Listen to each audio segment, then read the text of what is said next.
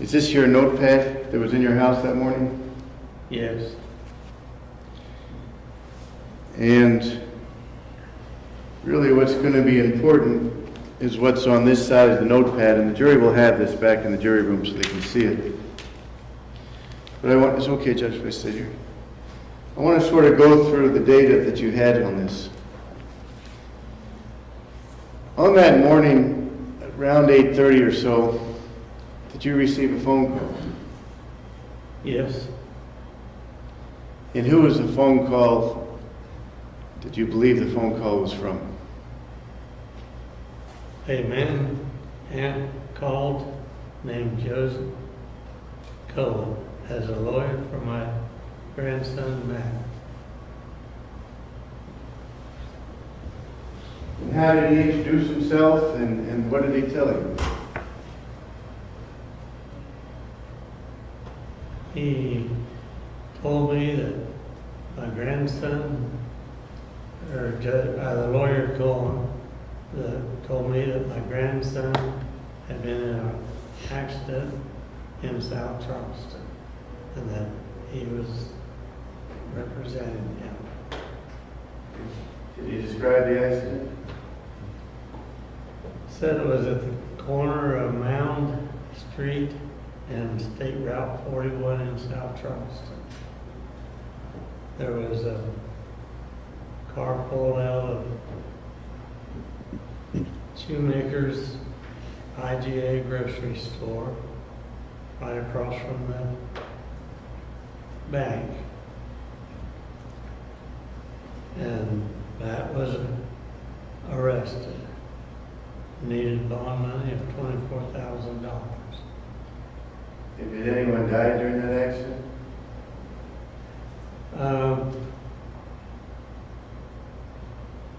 There was a woman that was supposed to be pregnant, and she was injured, and I never seen or heard anything back.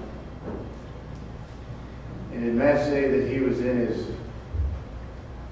did Joe say that he was in his car or his truck, or did you give me an explanation that way? Yes, Joe and I talked, and Matt was driving his semi going south on State Route 41.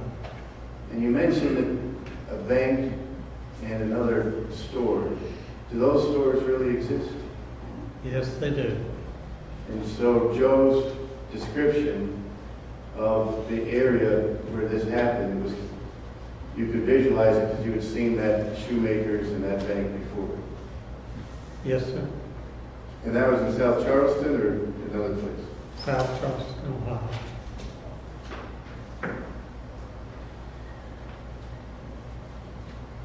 The first call, as we know from records,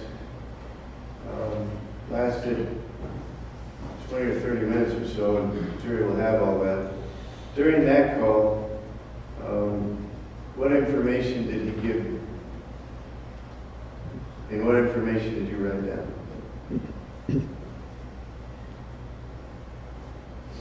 Judge Cohen gave me his full name,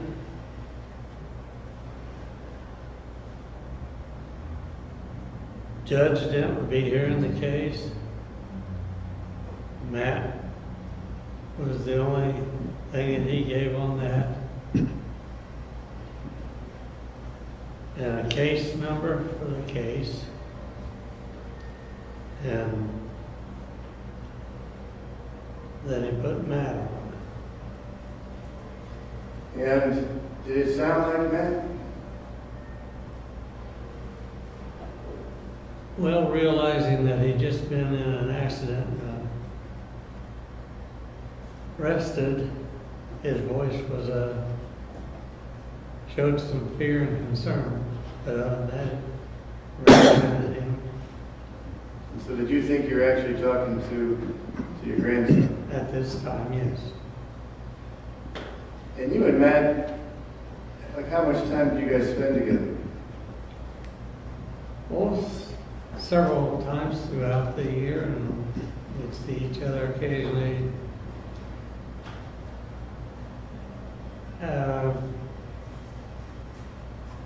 Around the home areas, and when there would be a family get-together or just a evening cookout with some of the family, well, I was always there. And that was there. Did you consider him like family? Yes, sir. So much so that if you wanted $12,000, you give it. Yes. So after Matt got on the phone, so this was a different voice, so like a separate person than Joe Cohen, the lawyer. Now we have Matt, your grandson. It seems like two different voices so far. To me it did. And after Matt got off the phone, did Joe get back on the phone? In a little bit, there's breaks between all these conversations, and Why were there breaks? because I was told that this was Matt's one and only call, and to stay on the line, and the judge had put a gag order on The judge had put a gag order. it. Yes. And what did you take that to mean?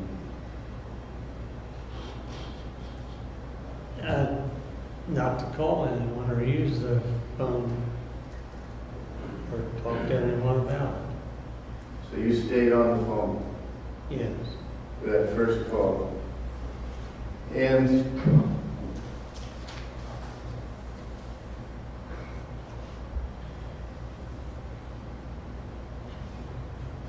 there was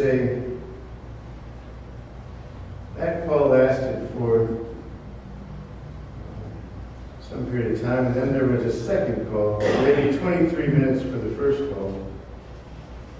And then it looks like a short time later, at 9:01, Joe called you back. Is that true? I didn't realize it was another call, but yes, Joe's back on the line just a few minutes after we finished talking to Matt. And the second call lasts for an hour and a half, 93 minutes.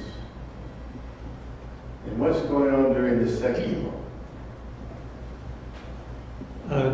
Joe explains a little bit more of what the court procedure is and what is going on. That's what he wanted to keep the line open. And he told me that the bond was $24,000, or Matt did, both of them did. And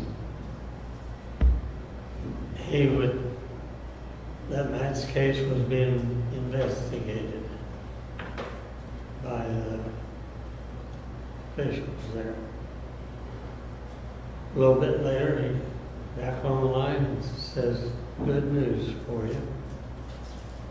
And he put the judge on. And the judge started talking and asked for Matt's case number, which I gave him. And then I asked Matt, or the Judge Dent, just a little bit about it, and I asked for Matt's full name because he just asked for his court number. So before we get to that, I'm going to go through the information on State's Exhibit 46 here.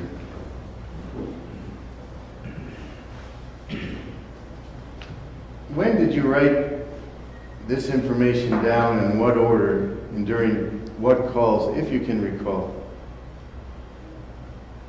I started at around 8:30 when the lawyer Joe Cohen called.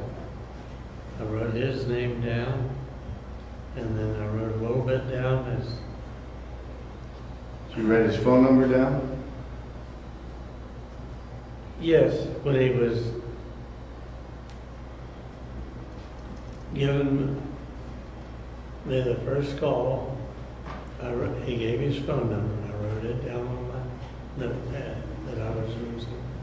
And then it talks about the case number in the court, Judge Dent. Your Honor, I'm going to object.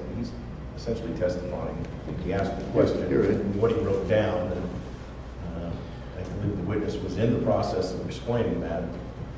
That's fair. Okay. Just go ahead and if you could just point to the jury, because they're going to have this so they can kind of see the information as you're describing it. All right. Here at around 8:30 in the morning, I got a call. I wrote this Joe Dent down. Here's his phone number that he gave me. Joe Cohen? Joe Cohen, yes. And he gave the case number and Judge Dent is going to be the lawyer that represented Matt. Judge Dent would be the judge? Yes, That would be the lawyer. Judge Dent is the lawyer who represents this case. And that's about all he gave me. And there's a phone number up here. So then, let's go through, do you recall what information was provided during the first call and the second call? Yes, In other words, do you know what information you wrote down during the first call compared to what information you wrote down during the second call, or is it hard to remember? that's hard to remember exactly how that come in. Okay. So what other information did he provide you? Like, where are you supposed to take the money?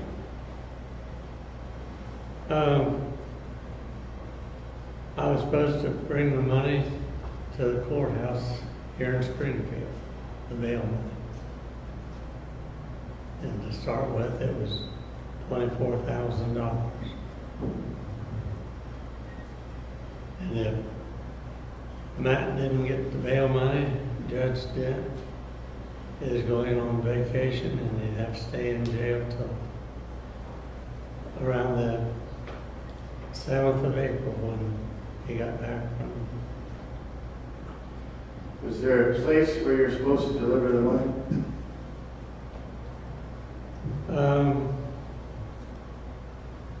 To a woman in a black Honda Acura around the courthouse. And was there an address associated with that? Yes, there was an address.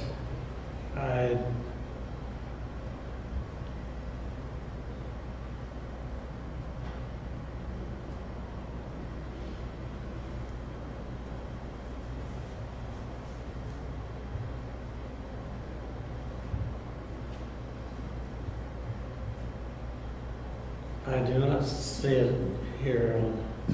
Oh, it was 1702 Main Street by the courthouse. And when did he tell you, did he give a time frame on when you were supposed to do that? Not at this time. Did he say when she would be there? Like how many minutes or hours until she was going to be there? No. So at that time, you're just talking, you saying that's the plan? Yes. And then keep going. So you're on the phone for 93 minutes. Are you talking during the entire 93 minutes? No. Why not? Oh, I was told to stay on the line. If I got cut off, to call back. There was a break between when Joe gave the information of the characters in this case of a few minutes. Then he come back on and put the judge on. And I asked the judge a few questions. Well, the judge asked for the case number and for Matt. And I asked for Matt's full name. I asked the judge 3 times. I did not get it. The judge hung up on me, or we lost contact. waited for a return call for 10 or 15 minutes. I didn't get it. During this time is when I tried to call Becky Boysel, Matt's grandmother. Tried to call Mark Tubes, his father, and I tried to call Matt himself, and I did not get any answer from any of them. I'm going to hand you what's been marked.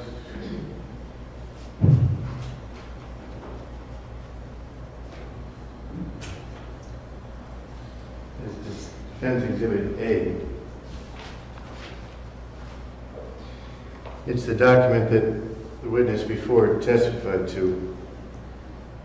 To the best of your recollection, were those the calls that you placed on that day?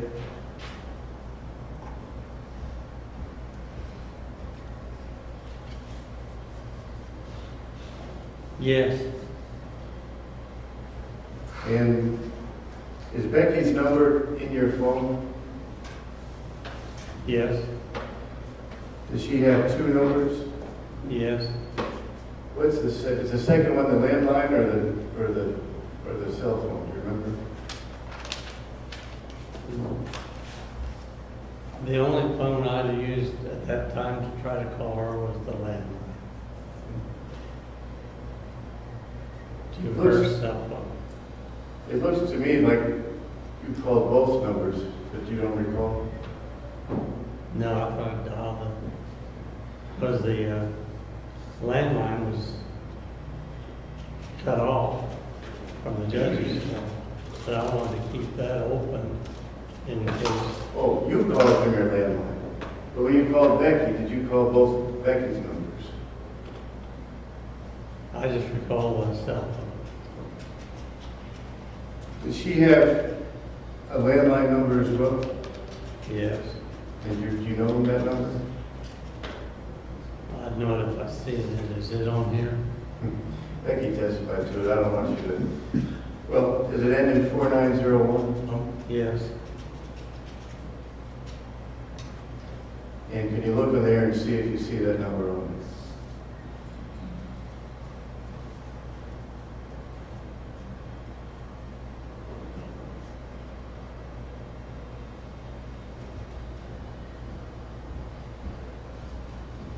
Yes, it's on here. And did you also call Mark Tubes? Yes, What's his phone number?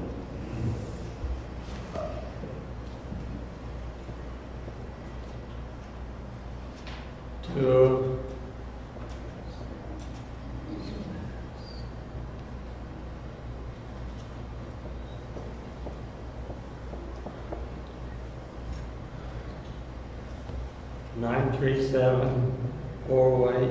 937-408-3232. And did you also try to call Matt Tubes? Yes, What's his number?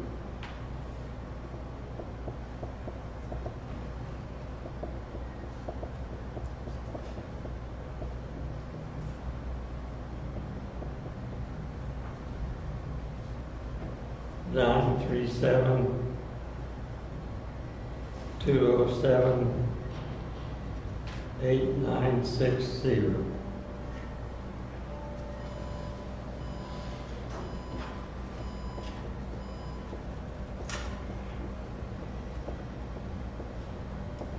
You're able to have the times in which those calls came in.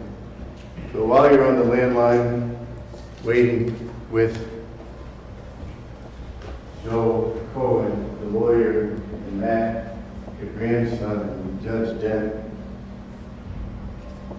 did Judge Dent's voice sound different than Joe's and Matt's? Yes, So it seemed to you like you were talking to three different people. that's right. Now, you said that after the second call, the judge got on, you asked the judge what Matt's last name was, and what happened? I didn't get a response from him. I asked him 3 times, and I never got a word out of him, and he hung up, or we lost connection. And then did you try calling back Joe Cohen sometime later? Yes, about 20 minutes or so, 15, 20 minutes after the judge didn't call me.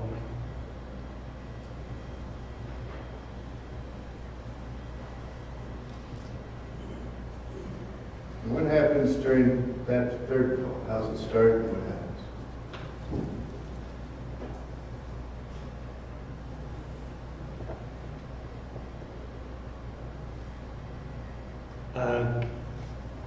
Joe answered when I dialed the number that I was given for him. I told him that we lost contact, the judge and I didn't get a return. Joe said, "That's all right. I will speak to the judge and see if I can work things out."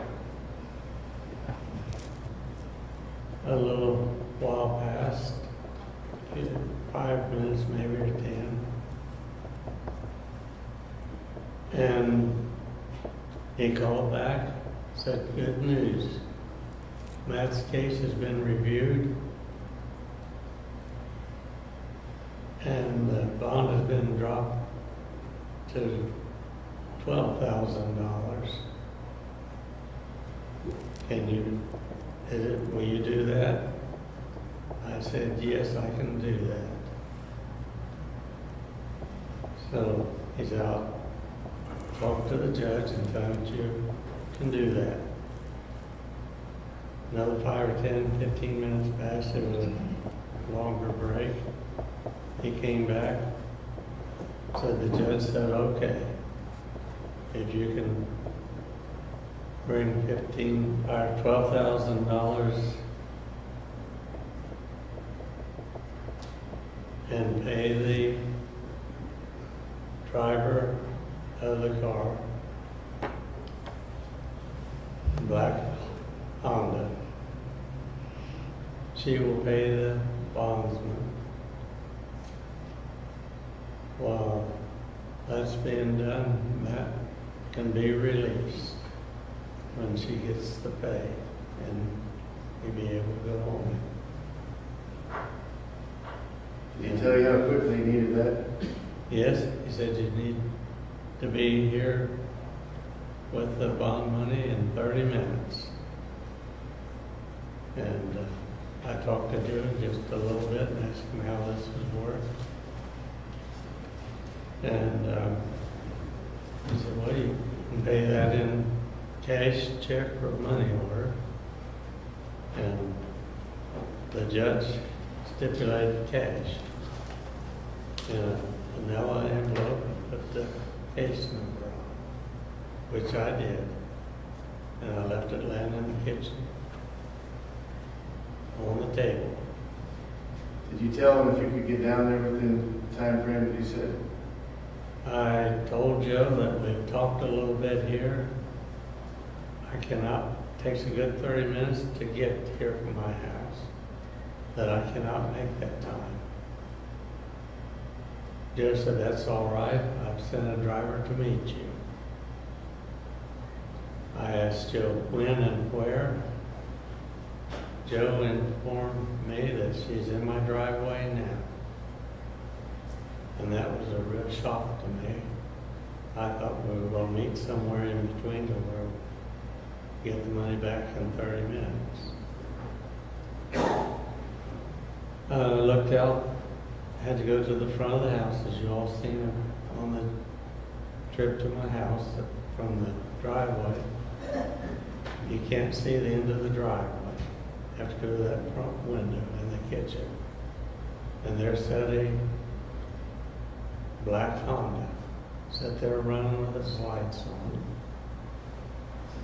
And I come back to Joe, and he was starting to tell me that I had to get the front door, the decoration Christmas tree, and the door unlocked. How do you know the door, there's something in front of the front door? Objection, cause for speculation. Did you give any information as to whether or not there's something in the front door before he asked that? Hold on a second. Do you object to that revised question? I would object because it's leading. Okay, I'll sustain the objection. Did you give him any information as to your front door? No, But he told you, what did he tell you? he told me to get the damn door open. He was starting to lose his patience with me by now. Get the damn door open, that tree out of the way. And I get the money where she can get it.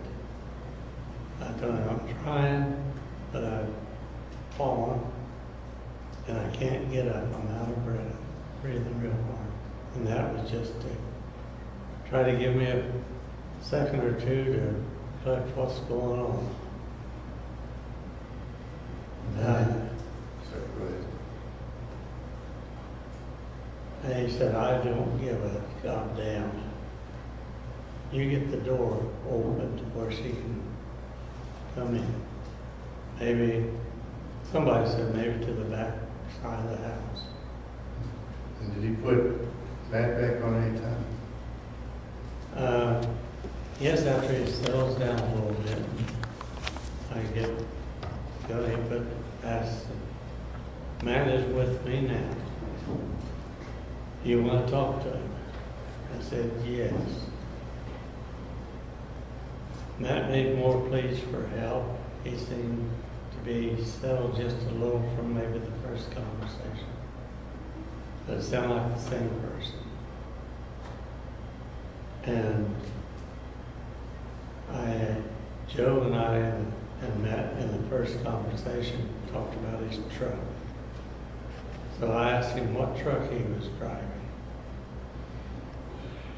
Well, first I asked him for his full name.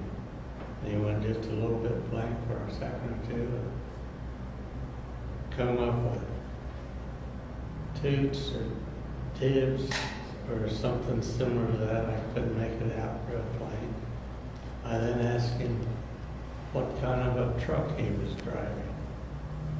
He went blank again and came up with a Ford 150 or 350, a Ford pickup truck. Matt does not have a Ford pickup truck. He drives a semi and farms for a living. As we talked in the beginning of this. So I told Matt that he is the wrong person, I don't know him. And he asked a little more wise to I know him and Keep your voice up, it's starting to fade a little bit, I know it's, he, Sir, you can pull that microphone a little closer.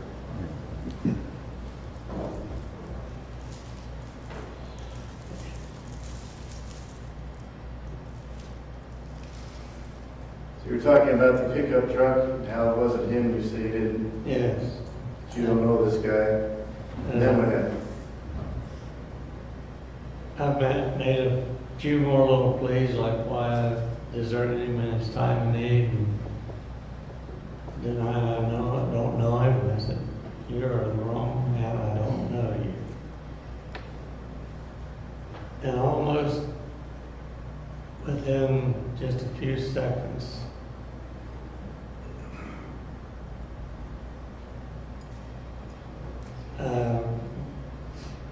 another man in a real loud, vicious sounding voice started shouting and telling me my time is up. Bill, I'm going to cut you off there. I want you to use the words that he used. I know that you don't use certain words in the church and all, but I need you to repeat what he said to really to hear the facts. So just say what, when you're going through it, don't try to clean it up.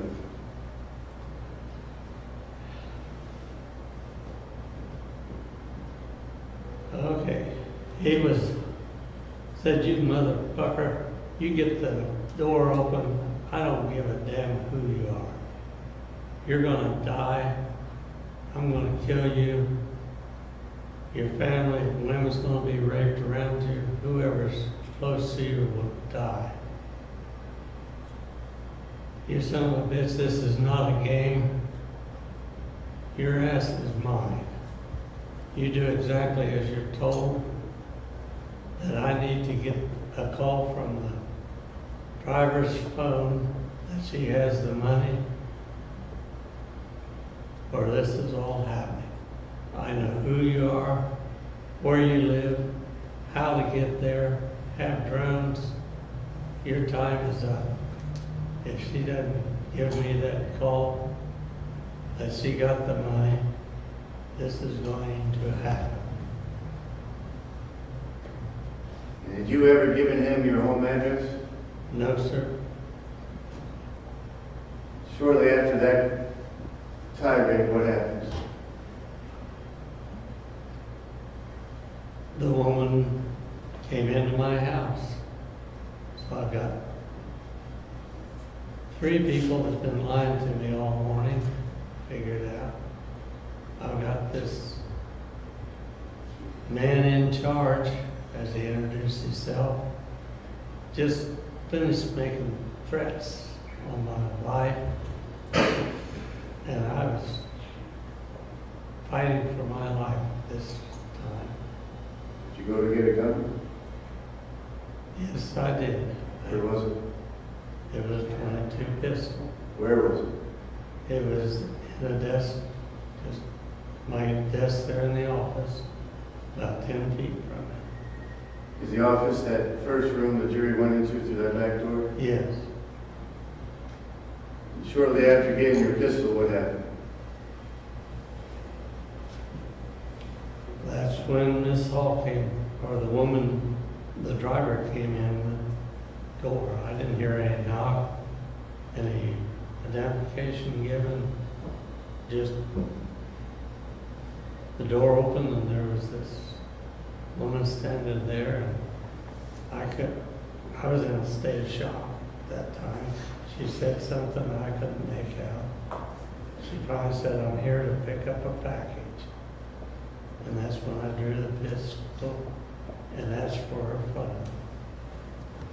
She just was right inside the house door, backed out onto the sunroom, and kept easing to the Wells Fargo across the front of the car. Did you invite her into your house? No, I did not. Did you wave her into your house, tell her come on in? No, sir.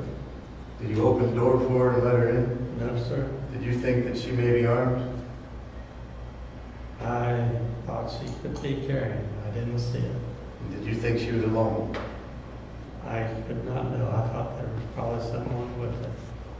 When I seen the car at the end of the drive, had black tinted windows from the driver's compartment back. I couldn't tell that people were in there, but Why did you keep asking her for her phone?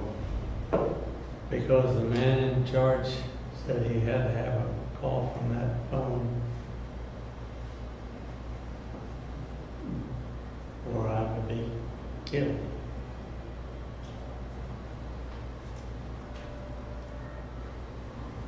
And the people Why, around. why did you not want her to leave? I didn't care if she left. I had nothing against her. I just needed the phone to protect from the call from the phone to the man in charge to set this in motion. If she did not give you the phone, reverse that. If she made the call to the man in charge and said he didn't give me the money, what do you think was going to happen? Well, being as I was out in the country by myself, I didn't figure I was going to survive. I thought I'd be killed either way. In other words, if you gave her the money, what do you think was going to happen? She would call the man in charge and I'd be killed by her or assassins or whatever. So there wouldn't be witnesses as I by myself. myself completely. You had tried calling Matt, Mark, and Becky. Did either of them at any time answer the phone that morning? No. How much time passed from when the man in charge said he was going to kill you and everyone around you? There's drones over the top of your house. How long after that conversation was it before this woman walked into your house uninvited? Just a few seconds. She sat back there at the end of the drive by the road for 20, 30 minutes. Just as this happened, she pulled up to the garage by the house door, and within a minute she was coming in my house after the threats were, as the threats were being made, she was coming across just like it was on time. Had she given you the phone, what would have you done? She could have left. And then what would have you time. done? Then I would have had time to try to get a hold of some help. But I had no time from the time that was off the phone. If you thought that she had the phone and left, who did you think she was going to call? The man in charge. That's the reason in my mind she wouldn't give the phone. She was in contact with the man in charge. Before you shot, did you ask her for the phone? I asked her for the phone from the minute she came in the house. And when you shot her in the leg, what were you trying to do? I was trying to get her to give me the phone because I was scared to death at that time that I was going to be killed. And if that phone, she's holding it in her hand the whole time. All she had to do was push the button and the phone call was to the man in charge to kill me. When the police came, did you inform them there may be drones in the air? Yes, I did. Why did you tell them that? Because I was afraid there were drones in there. Like he said, he had drones above us. He seemed to know what was going on out there. What was the main emotion that you had from the moment until this Hall walked into your house to the moment you called 911?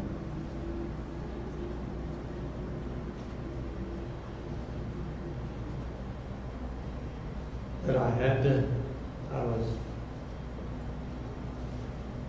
more afraid and scared than I've ever been in my life that I was going to be killed.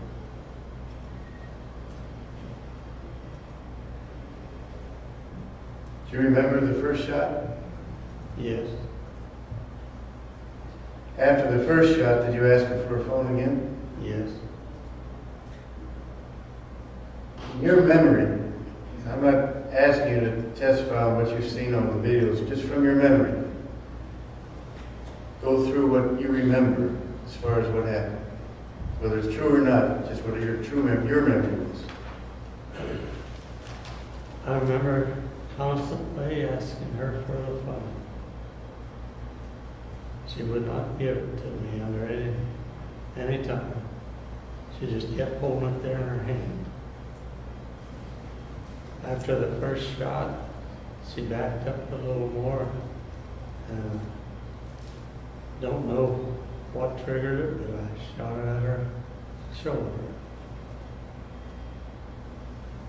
And then we got closer to the vehicle. There was a little scuffle over the door. She finally, she got a hold of the door, slammed it into my head, and that's what injured me.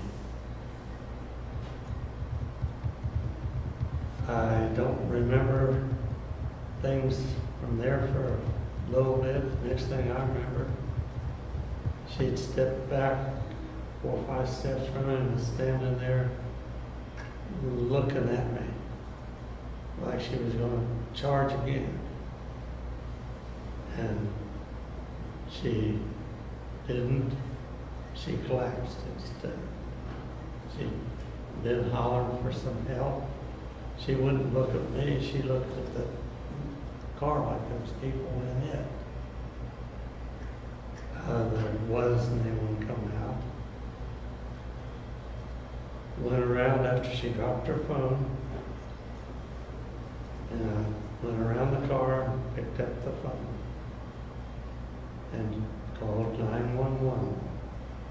My phone.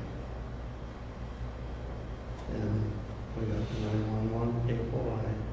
I listened, told that there was a shooting out here, gave them my address, and they came out in 10 or 15 minutes. They started showing up. You heard on some of this audio video that you were calling for help as well. Was that your voice calling for help? Yes, I called for help, shouted real loud, and there was no response or nobody came.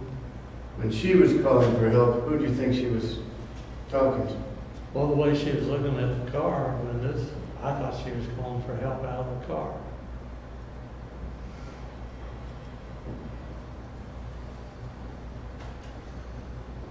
Did you ever met Miss Hall before?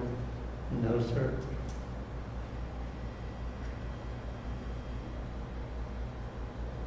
March 25th, 2024 at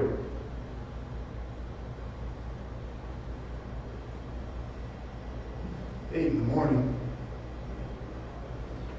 Were you just trying to eat breakfast? Ask that again. Were you just trying to eat breakfast? No, I was trying to get a formula together to spread fertilizer, and I just fixed a bowl, or just poured a bowl of cereal. I hadn't started eating yet. Do you have any idea that the day was going to turn out the way it did? Hell no.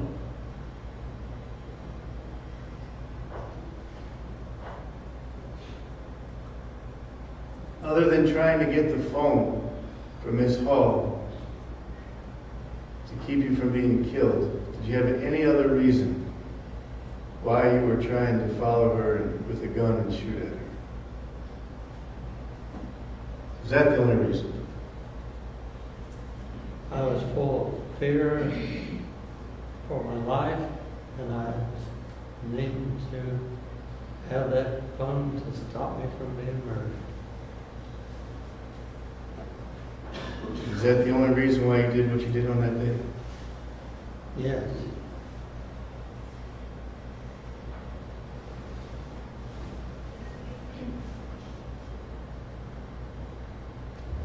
Have you spent a night in that house since this all happened?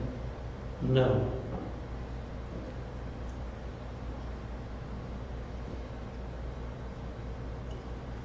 Why not? Fear for my life. Thank you, sir. Nothing.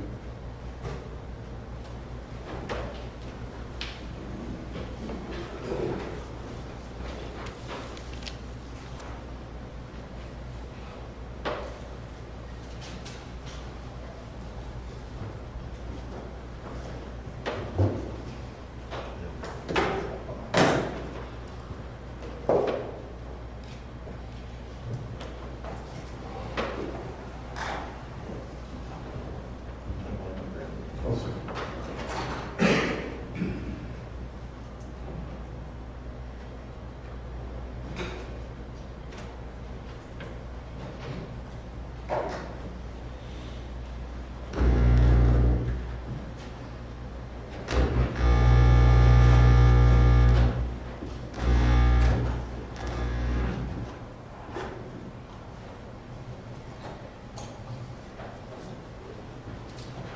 Mr. Rock, I'm going to walk you back through some of your testimony.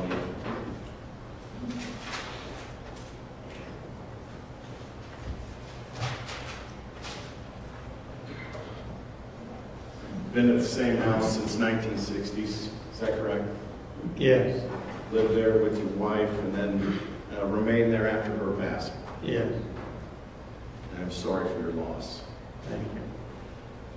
The house faces the road, is that correct? Yes, All right. And there's a front door that you can't access, is that correct? it's been locked most of the time. Okay. And there's a tree up there, so you can't even get up on the porch if you wanted to, is that correct? That's right. Okay. So how do you access your house? Through the way the jury came in. Okay. And there's like a breezeway door, is that a fair statement? Or a patio door? We call it sunroom door. Sunroom door? Okay. And so you come into the sunroom, and then there's a door that actually goes interior of the house. Is that correct? Yes, Okay. That's really the only ways to get in and out of that residence. yes, Okay. And that morning, you receive a call from someone who appears to be an attorney or holds themselves out as an attorney, right? yes, And they give you a number of details about an accident that occurred, correct? yes, All right.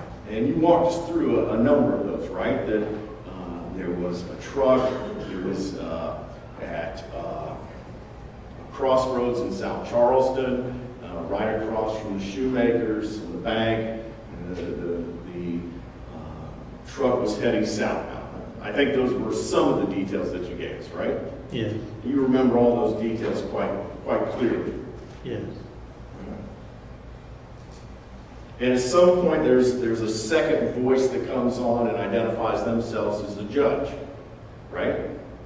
yes, And maybe even a third voice that says he's Matt. Matt spoke before the judge. Okay, all right, thank you for correcting that. I appreciate that. I want to make sure we get the facts right. You never saw those people, right? That's right. You just heard the voices? Right, Okay, so it could have been one person, it could have been two, it could have been three. You don't know that for certain, right? that's right. The voices sounded different, but it could have been someone disguising their voice. Possible. Okay, all right.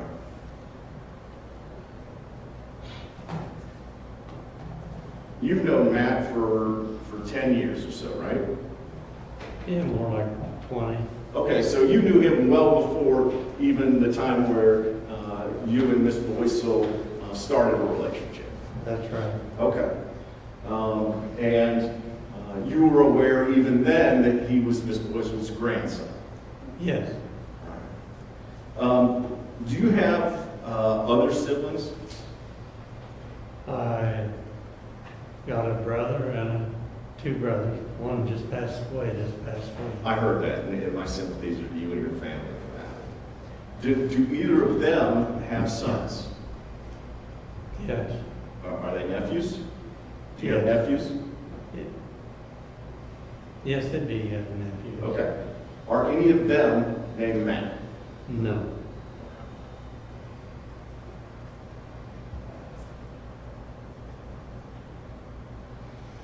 Do you ever refer to Matt, Miss Boyce's grandson, as your nephew? yeah, from time to time. You call him your grandson, you call him your nephew. I don't hardly ever call him. I don't think I call him his nephew. You don't think you call him a nephew? I don't. Normally I call him You wouldn't think of him as that, right? that. Ask that again, sir. You wouldn't think of him as your nephew, right? No, No. not particularly. You may think of him as a grandson because he's Becky's grandson. That's right. All right. And they only give you the name Matt. They don't give you a last name or any other kind of identifying stuff, right? Not till later in the testimony.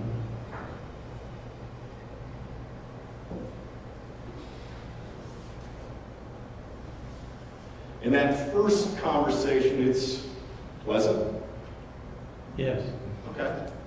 And you're not on the phone all the time, right? They're on and off. Yes, The times they put you on hold for a while, kind of leave you hanging there so that they can bring someone else into the conversation. that's right. All right. That second call, that's the long one, right? I didn't even realize there was two different calls Okay. at that time.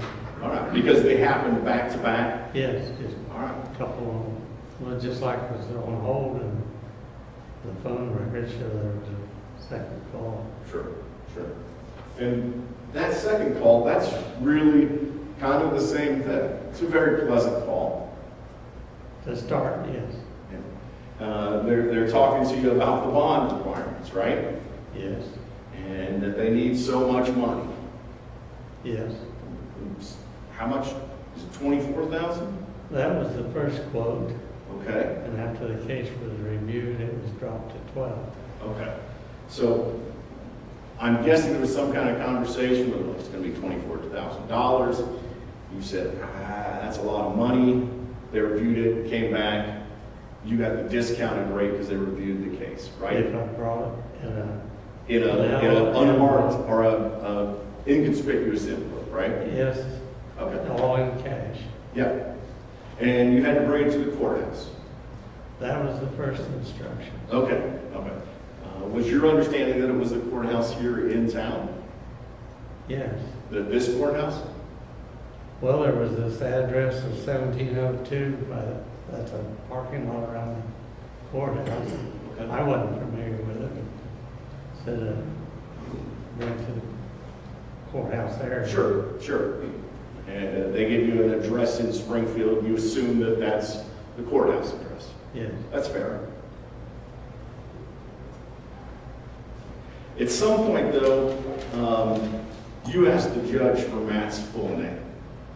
yes, Matter of fact, you do it on 3 different occasions. yes, Yep. And he never gives it to you. that's right. That kind of rings a bell with you, doesn't it? Yes, I mean, I don't know, I would say spidey sense tingling. It kind of alerts you that maybe something's not right here. well, when he hung up and wouldn't give a name, that was the blowing of the case to me. Yeah, and you're concerned enough about this that during these breaks, you pick up your cell phone and you try and call Becky. That's, yes, And you try and call Matt. yes, And you try and call Mark. yes, And you try and confirm whether this is true. to see if he's all right. Right. Well, and you're not sure you believe this, right? Yes, Okay.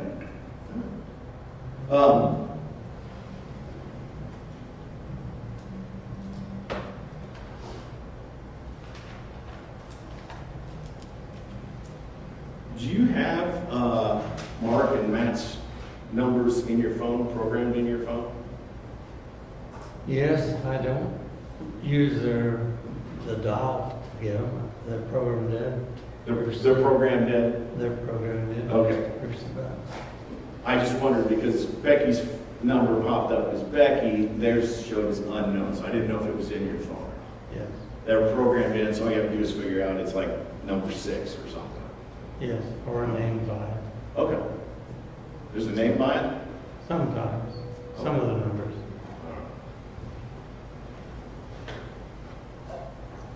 In this third call, right, that's when the heat starts to get turned up, Yes, correct? yes, Okay. At that point, you say, I can come up with the money. But they say the time limit, I can't get there in that amount of time. That's what you tell them, right? that's right. That's what you testified to? And they say, don't worry about it. We've arranged for a courier to come pick up the money. Yes, or to meet me, Or what's that? to meet me instead of pick it up. Meet me to get, pay her.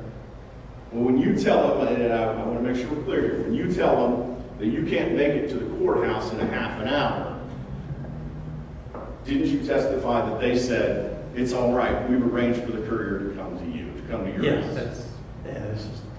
that's right. Right. So prior to that, if the car was in the driveway, you have no idea. That's right. Okay. And at that point, you look out the window and you see that car. Yes, Where's the car parked at that point? at the end of the driveway next to the road. Okay, so the car is facing In, your house, right? yes, The front of the car is in clear view from where you're at there? yes, Okay, so it's not pulled up against the garage, right? right, It's parked back. it is. Okay.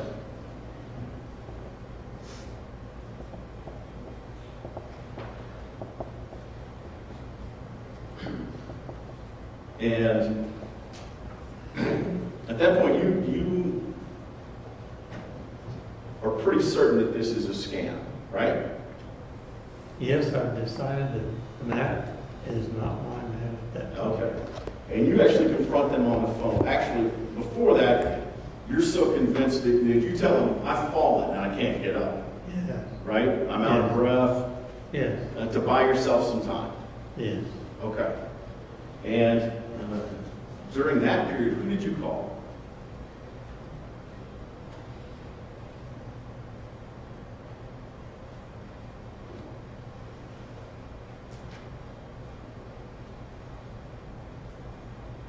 I tried to call Becky again. Tried to call Becky again. Did you call anybody else? I think I tried to call her twice. Did you call the sheriff's department? Well, in my mind, I thought I tried and that's where I got my cell phone all screwed up.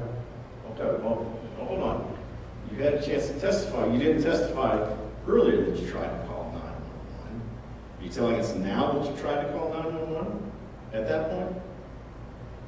I don't remember for Okay. sure. All right.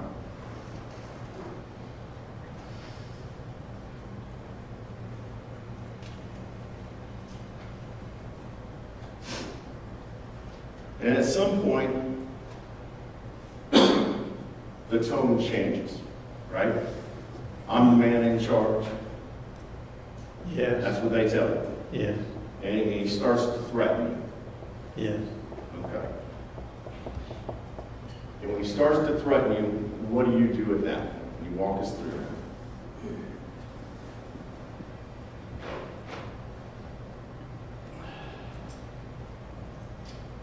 That's when I picked my gun. Okay. I just gotten off the phone or still talking to Matt, making his plea with Lawyer Joe there in the background. Sounded like second person anyway. Matt had just told me the wrong name and the wrong truck, and I told him that you are not the Matt that I know. And just a few seconds into that, here come this man in charge. And as he made the threats and used the cussing and stuff that if I have to, sir, I'll repeat the words again that you got them on record. You're fine. Thank you.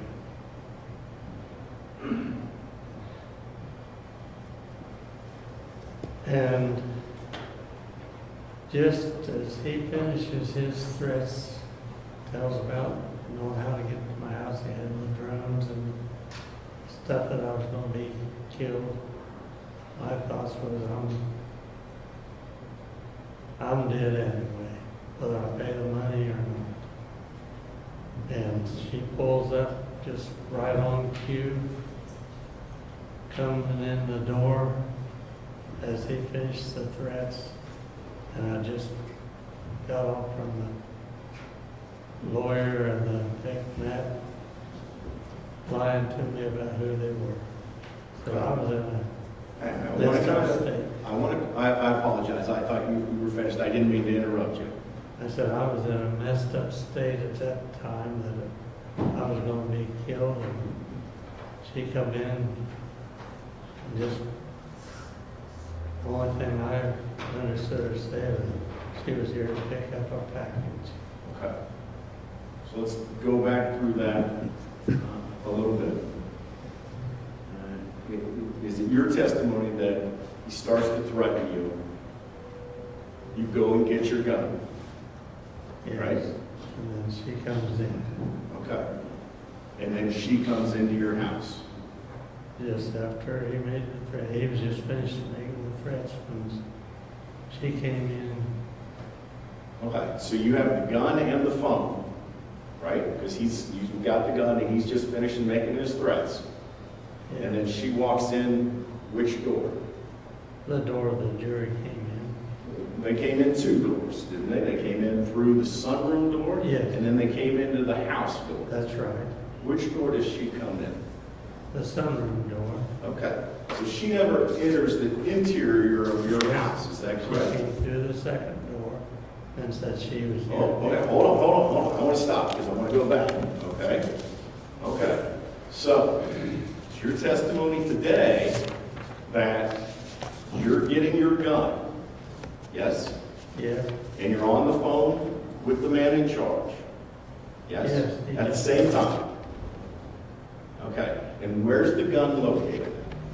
In my desk in the office, Okay, about 10 feet from it. okay. Where do the office windows look? They look to the back fields of it. To the back fields, Yes. okay? Can you see the sunroom window from the office? Yes. You can? Okay. And are you watching at the window there? No, not really. Okay. So you don't see her actually come through the sunroom door. Is that correct? I hear it open and shut. She's there. Okay. But you don't see her. That's right. Okay. And then is your testimony today that she comes into the interior of your house? Yeah, she opened the office door and storm door and stepped right up on the threshold. Okay. And she doesn't knock. Will not make any effort to be heard. Okay. That's your testimony today? And no ID. Okay.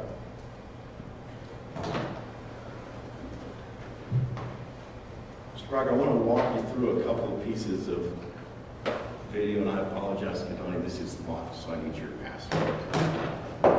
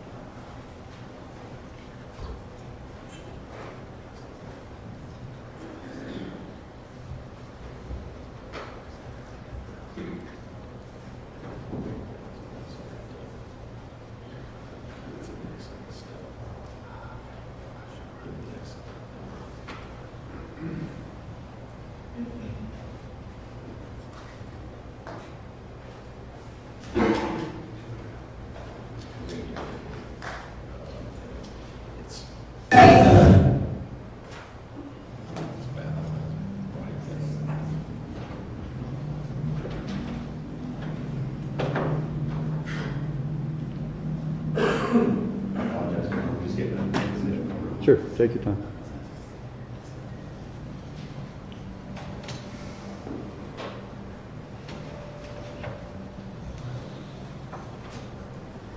We'll call it 078. Mr. Brock, I'm going to play a part of this clip, and I want to ask you some questions about it, okay? Could you turn it just a little more so there? Yes, sir, absolutely. All right, just a little bit more so you can see if they're coming. There, that's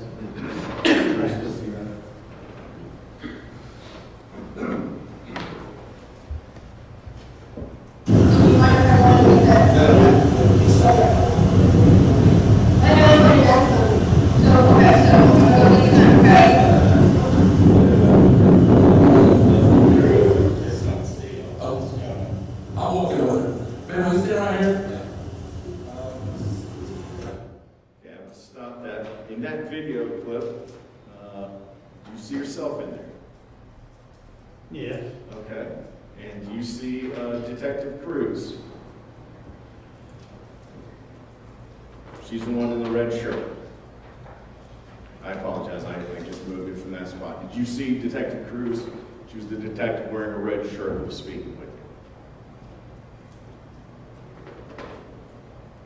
She's not in this picture now. I can replay the clip for you. Okay? I'm going to do that.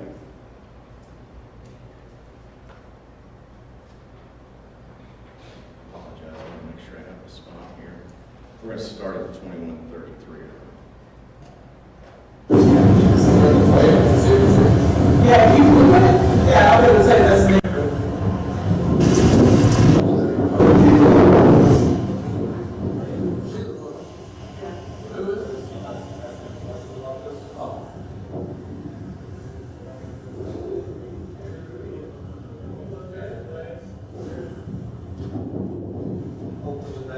Okay, so you might have to go in there and look if you got guns out? Jason's got the gun right there. Jason's got the gun. Oh, he does it? You know?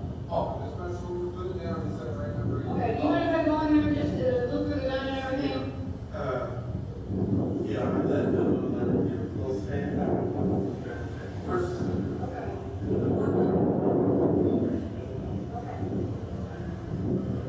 So is the more yet? In the house, or all that out in the house?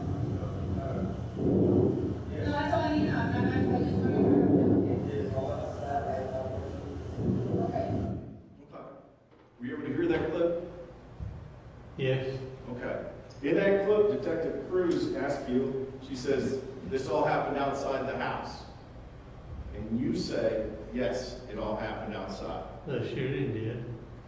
When she asked you that, you didn't tell her she came into my house?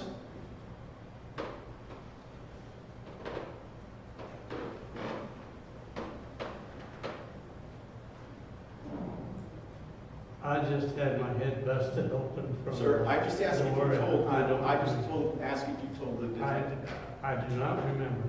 Okay. If I play the 911 call, tell the 911 operator that someone came into your house. I can play the 911 call if you'd like. I didn't mention it on it, I'm sure. Okay. Do you recall,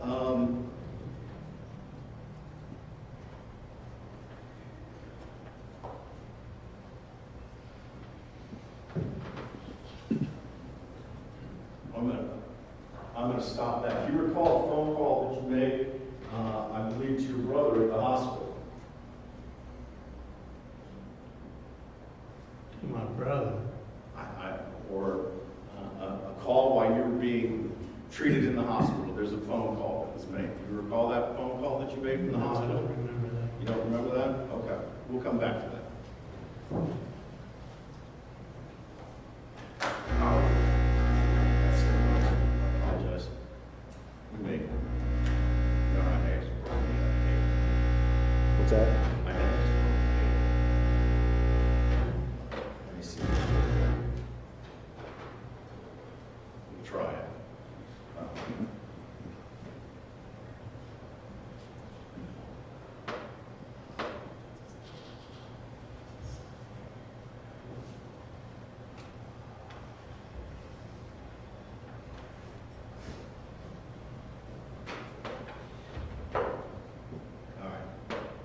So the testament at this point is she comes into your house and you meet her in the doorway with a pistol. Is that correct? Not until I didn't have the pistol in view until she told me she was there to pick up a package. So you have the pistol on your person, right? I had it in my hand behind my back. So you walk out, phone in one hand, pistol behind your back? Something like that, yes. Okay. And she says, I'm here for the package. That was the trigger. Okay. And I'm guessing that you take it that the package she wants is the money, Yes, right? Does she threaten you when she's there? yes. She threatens you there. In her being in my house, Oh, I will. walking in, that, Okay. Does she say anything threatening to you? not that I could understand, she was mumbling about something, but I couldn't make Did you notice any weapons on her? No, Okay. other than that phone. All right. She did have a gun in her hand? She did not have a gun in her hand. Okay. And when she sees you're there, she says, "Can I have the package?" Right? Yes. And what's your response? Give me your phone. All right. And it is at that point that you produce the firearm? Yes, All right. So now you've got her at gunpoint, right? yes. All right. Explain to the jury, what is her reaction when you pull a gun on her? She just tries back out of the house. She tries what? She just backs out of the house. So at that point, she backs away, right? I don't know if she had her hands up. Okay. She backs away this way? Well, something in between, yes. Does she do it in a threatening manner?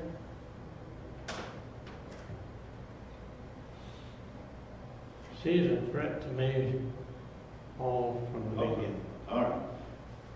She then backs out through the sunroom door, Yes, and you continue to ask for her phone. Is that correct? yes. All right. Does she verbally threaten you at all as she backs out through that door? I don't remember her saying anything, just backing out this time. Okay. She still has that phone in her hand. Yes, Does she have anything else in her hand? sunglasses maybe. She has sunglasses in her hand. All right.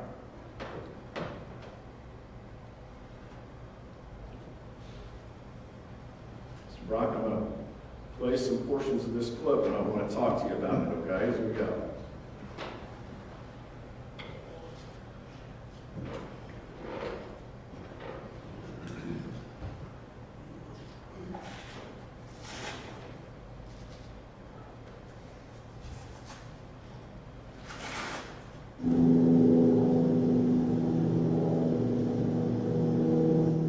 Start with that 550 mark.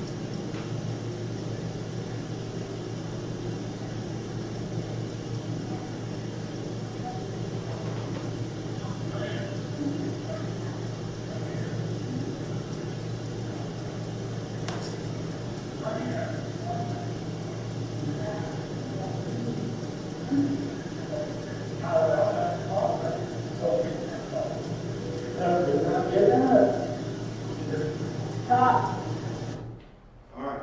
Were you able to see that clip? Yeah, All right. When this all comes out, she's got her hands up, doesn't she? looked to me like the one partway up and one on All right. the, down by her side, wasn't it? No weapons in there, is there? That kill phone, Is that a weapon? it is, if she pushes the button, that's when I die. All right. We'll talk about that. Other than the phone, does she have any other weapons with her? Not that I can see. Okay. Indicate to you that she had weapons? You agree with me, she never does that, right? I killed him, not gonna admit he's got a weapon. All right. I think that's logical, but I'm asking you the question. Does she say, "Hey, I've got a gun"? She didn't know. She does not tell you, "Hey, I've got a bomb in my car." Well, use something reasonable. I don't know what's reasonable. That's why I'm asking the question. I don't know either at this stage. Okay. But other than the phone, you don't see any other weapons. That's right. And she never threatens you that she has it. Right? No. Okay. So, if I go back just a little bit, Miss Hall, is she taller than you or shorter? She's shorter than mine. Okay. Is she athletic built or is she obese? She's heavy. She's heavy, right? She walks with a pretty significant limp, doesn't she? I didn't notice that at the time. Didn't notice that. All right. She appeared to be in her 20s, 30s, older. I would say it looked to be in her 50s or 60s, Okay. about 20 years younger. So before you at that point is a 50-year-old to 60-year-old female who's heavy set, not athletic, who has a pronounced limp. And you've not seen any kind of weapon. You've not been threatened with any kind of weapon from this hall at all, correct? Yes. Okay. Yes. All right. Now, when you come out in that video, you can see that she starts to go to her car and you cut between them. Is that right?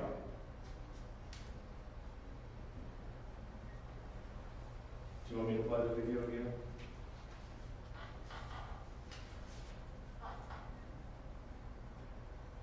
It shows on the video. I mean, I didn't realize it at the time. okay, but you do it, right? You cut her off. Well, I was in a state of shock that time. I do not remember. I understand. I'm asking you what actually happened. And I'm telling you, I was in a state of shock. I don't remember where I was at right So you don't remember any of that? now. I remember both working towards the car. Okay. You remember all the details of her coming into your house, all the details of the call that came in, all the details